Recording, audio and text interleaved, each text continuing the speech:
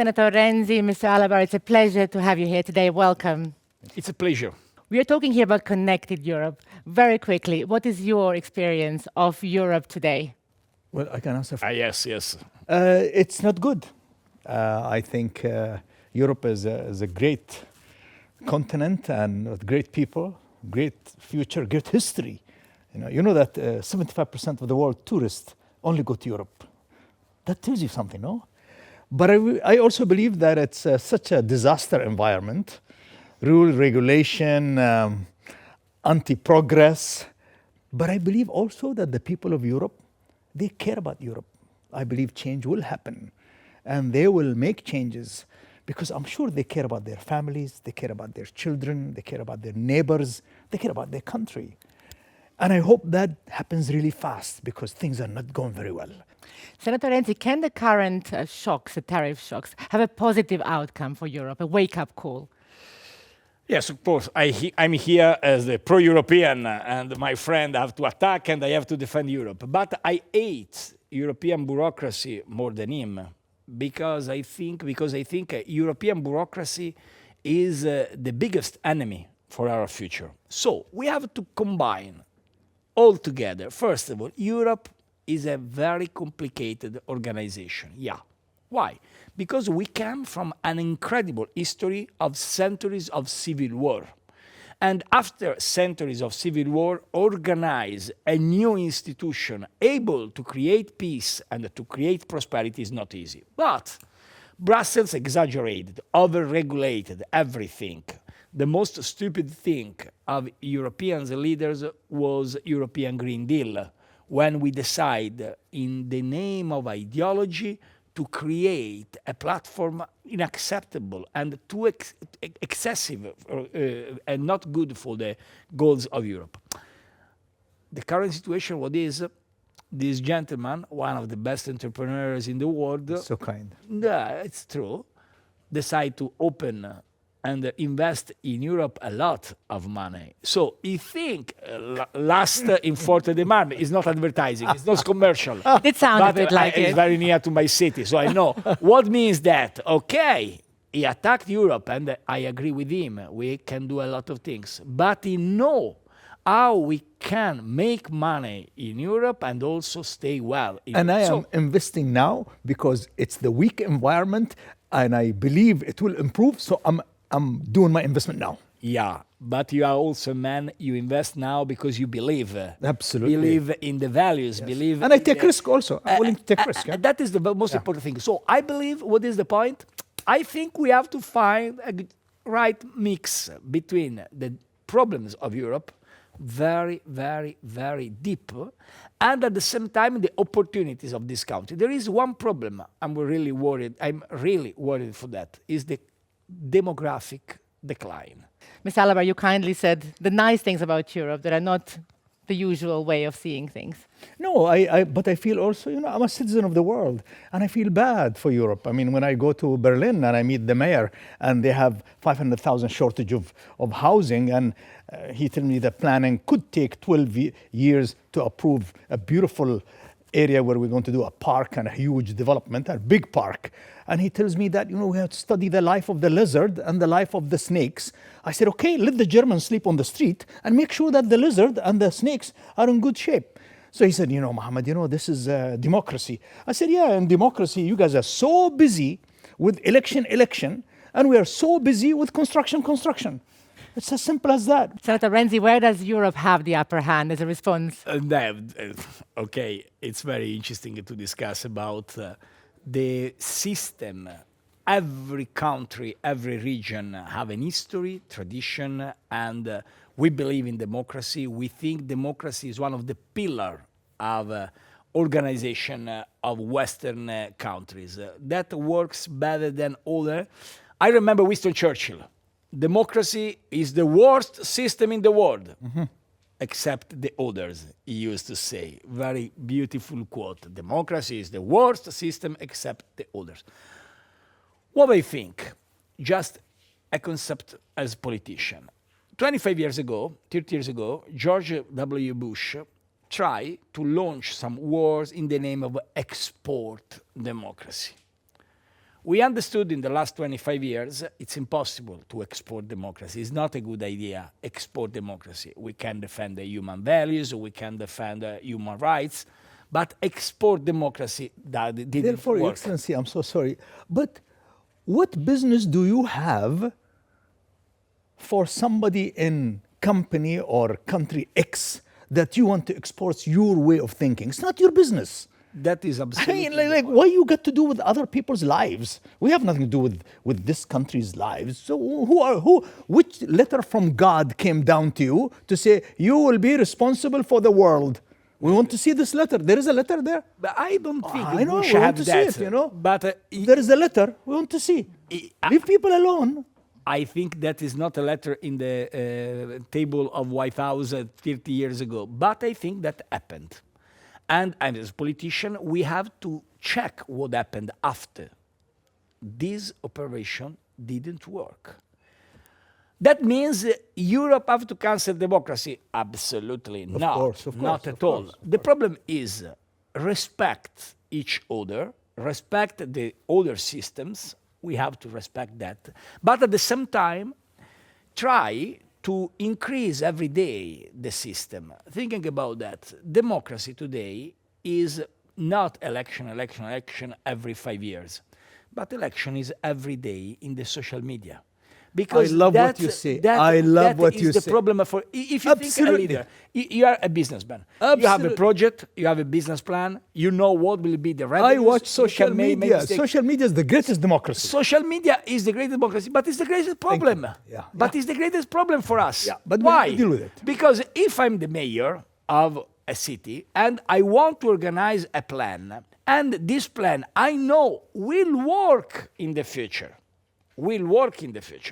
but probably will create a lot of problems in the next 2 years. I will have a lot of negative comments on Facebook, on Instagram. True. But if I think that is But good we for have the the same people, problem. What I like it in the Middle East, we have no democracy, but social media is alive, you know. But you have to be prudent about that. Of Thinking course, about of course. energy, I lost my consensus in Italy because I tried 10 years ago to increase the level of production of oil and gas in Italy, in the sea, in the Italian Sea, and a lot of people attacked me. You are enemy of environment, you are enemy of climate. What happened after? Now the costs of the energy for Italian families are the double respect to 10 years ago, and the production of Italy of oil and gas is the half of 10 years ago. And we are not sovereign because we have to buy from Middle East, from Russia, not for the evident reason, for America with the fracking. So what is the point? We have to combine together. I'm politician and I'm Italian, so I combine together these characters. We have to try together both things. The roots and the rules of different countries, and at the same time increase the quality of our democracy. Organize a system in which if you are the responsible, you have time to decide, because to be leader needs not money. I think money you can find. You need values, vision, and time. And we need strong leadership. It's you know, what's interesting. happening in America is a strong leadership. I mean, right or wrong, but in every house, in every company, in every country, we need strong leadership. Democracy, of course, but without strong leadership, I think we are lost. Totally agree. Even 100%. Albania has a strong leadership. We'll come back to Albania. Senator Renzi, when we last spoke in Miami, you spoke about the lack of strong leadership in Europe. Do you feel that now what is I happening... agree with him also before this meeting. Do you feel that now with what is happening, the global shifts, there could be an awakening in terms of leadership in Europe? Okay, yes. Strong leadership could make also some mistakes, because when President Trump signed a good agreement, is a strong leadership works. When President Trump signed executive order about tariffs against all the rest of the world, I think it's not a good idea. First of all, for the American families, because they risk to pay inflation. And President Trump blocked himself in the middle of April because he risked to create a chaos with an excess of tariffs. I believe about Europe. Europe is a complicated thing, but there is a good leader in France who is very strong in the international stage, more than internal stage. Internal stage have more problem with the President Macron. There is a new leader in Germany, Chancellor Merz. Usually there is not Europe without a good alliance between France and Germany. We will see what could happen. The only problem is we haven't good leader in the European Commission. I'm not very diplomatic, more than this gentleman, but I'm not very diplomatic. I think Ursula von der Leyen, she's not a good leader. She's a bureaucrat. She's a technocrat. And we need strong and good leader. Mr. Alabbar, we're talking here about investing in Southeast Europe. As an investor in Southeast Europe, here in Albania and in other countries in the region, what are your experiences? Well, I think we got very lucky, and I think our hunch was correct, is that these are underdeveloped economies. They welcome investors. They're keen to move very fast, and I think Albania, Serbia, Croatia, for us, even Latvia now are really good examples. They have better opportunities. So our experience have been really quite good in this area. As a part, but in the south of Europe, there is also Italy. So next interview, you have to bring one more thing in Italy. We already bought a few things, no? Yeah, perfect. Yeah. As you're part of the FII Institute family, what do you think the FII Institute is signaling to the world, given that the conference is happening here in Tirana today? I believe FII is a very important initiative. A lot of people think, oh, this is the Davos of desert. This is not. This is an oasis in desert. In a time of a lot of tensions and troubles, this platform is a global platform to connect the world and to help the people to have ideas, to discuss values, to become friends, and also to do business, so it's very important. About Albania, I think Albania is a great country who have to enter in European Union, but we have to change European Union legislation, because today everyone could block the other. This veto's right, that is the stupidity at the maximum level, because veto's right with 30 countries, 27 countries is unacceptable.